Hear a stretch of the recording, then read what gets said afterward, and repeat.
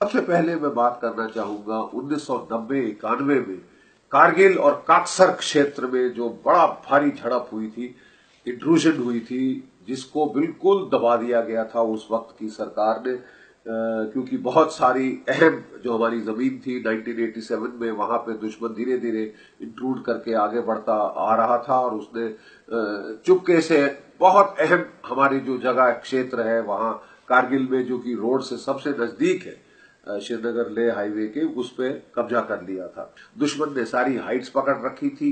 हमारी जो पहली पलटन गई 15 पंजाब, वो बिल्कुल उनके ठीक मार के नीचे थी। दिन में तो हरकत करने का कोई सवाल नहीं था, खाना बंकरों में बनता था, यहां तक कि लोगों को लैट्रीन भी वहां डब्बों में करनी पड़ती थी और बाहर फेंकनी पड़ती थी, क्योंकि दुश्मन सिर के ऊपर बैठा था। 24 घंटे फायर होता था। बहुत नुकसान हुआ वहां पे पंजाब पलटन का।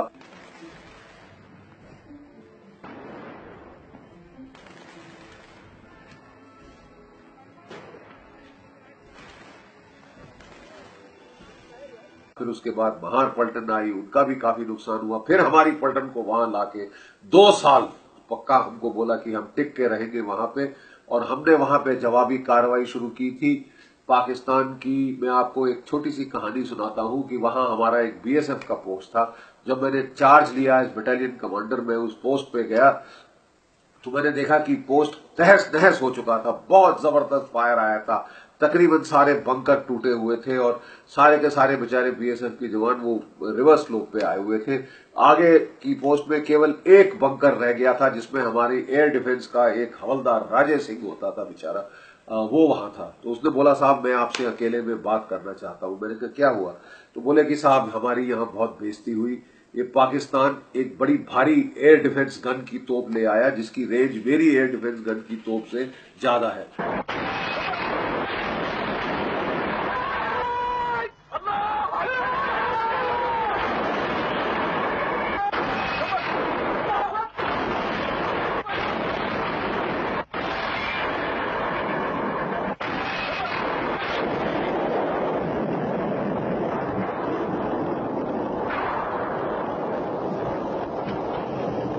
उसको रेंज के बाहर रखा और ताबड़तोड़ यहाँ पे फायर किया, और जो 100 यहाँ पे मट्टी के तेल के बैरल थे वो सब के सब जल गए। तो उसके बाद इतने घबरा गए बेचारे वो बीएसएफ के लड़के जो वहां थे, इतने भयंकर फायर से, कि वो सब के सब रिवर स्लोप पे जाके रह गए। केवल रह गए आगे तो हवलदार राजे सिंह। और उसने बोला साहब कि वो जो थे, उन्होंने फिर पाकिस्तानियों ने हमको अच्छी तरह मार लगा के अपनी नाक चढ़ाने के लिए वो अपने अपने बंकरों पे निकल आए और उन्होंने छत पे आके भंगड़ा किया कि अगर माँ का दूध पिया है तो मार लो। और लोग इतने घबरा गए थे यहाँ पे कि किसी ने फायर नहीं किया। बोले साहब ये बहुत बेइज्जती हुई है और मेरी आपसे रिक्वेस्ट है, आप यहाँ सीओ के तौर पे आए हैं तो आपको इसका बदला लेना अनिवार्य है।